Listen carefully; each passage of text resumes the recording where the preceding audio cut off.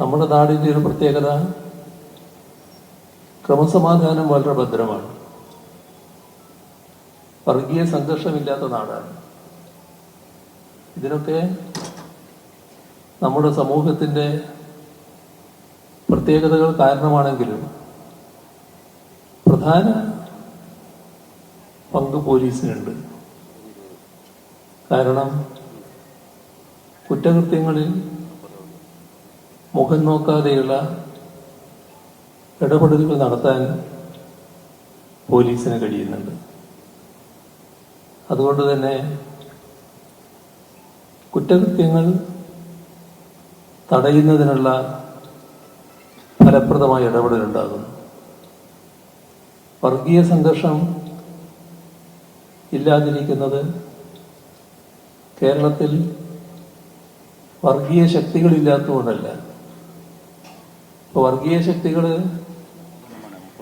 നമ്മുടെ രാജ്യത്തിൻ്റെ പല ഭാഗങ്ങളിലും പലതരത്തിലുള്ള പ്രശ്നങ്ങൾ ഉണ്ടാക്കുന്നു എന്നത് നമുക്കെല്ലാവർക്കും അറിയാവുന്നതാണ്.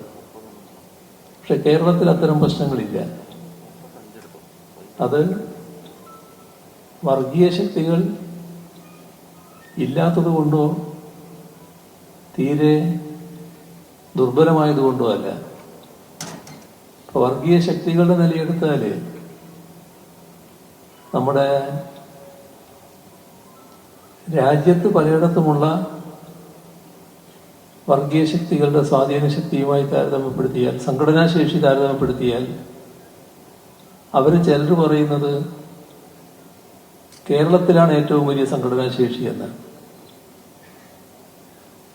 ഇവരാണ് മറ്റു പല സംസ്ഥാനങ്ങളിലും പോയി അടക്കം സഹായിക്കുന്നത്. പക്ഷേ കേരളത്തിൽ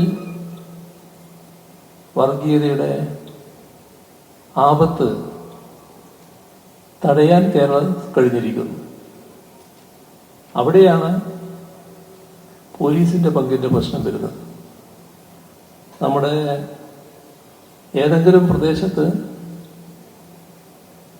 ഒരു വർഗീയ ശക്തിയുടെ ഇടപെടൽ ഉണ്ടായാൽ മുഖം നോക്കാതെയുള്ള കർക്കശ നടപടി പോലീസിന്റെ ഭാഗത്തുണ്ടാകും. അതുകൊണ്ടുകൂടിയാണ് വർഗീയ സംഘർഷങ്ങൾ തടയാൻ കഴിഞ്ഞിട്ടുള്ളത്. ഇപ്പോ നമ്മുടെ സംസ്ഥാനത്തെ പോലീസ് സേന രാജ്യത്തെ ഏറ്റവും കുറവ് അഴിമതിയുള്ളൊരു സേനയാണ്. കേരളം പൊതുവിൽ തന്നെ അഴിമതി ഏറ്റവും കുറഞ്ഞൊരു സംസ്ഥാനമാണ്. ഇതിലും നല്ല പങ്കാണ് പോലീസ് സേന നിർവഹിച്ചു പോകുന്നത്. എന്നാൽ പോലീസ് സേനയിൽ 10,000-ങ്ങളാണല്ലോ ഉള്ളത്. നമ്മുടെ സമൂഹത്തിനൊരു പരിച്ഛേദം പോലെ നിൽക്കുന്നതാണ്. അപ്പോൾ സമൂഹത്തിലുണ്ടാകുന്ന ചില ദൂഷ്യങ്ങൾ ചിലപ്പോൾ പോലീസിനകത്തും ഉണ്ടായി എന്ന് വരാം. അങ്ങനെ ഉണ്ടായാൽ ഏതെങ്കിലും ഒരാൾ ആ തരത്തിൽ കുറ്റകൃത്യങ്ങളിൽ ഏർപ്പെടുകയോ പോലീസ് സേനയുടെ പൊതുവായ സ്വഭാവത്തിന് നിരക്കാത്ത പ്രവർത്തനത്തിൽ ഏർപ്പെടുകയോ ചെയ്താൽ അതിനെതിരെ കർക്കശ നടപടിയാണ് സ്വീകരിച്ചു പോകുന്നത്.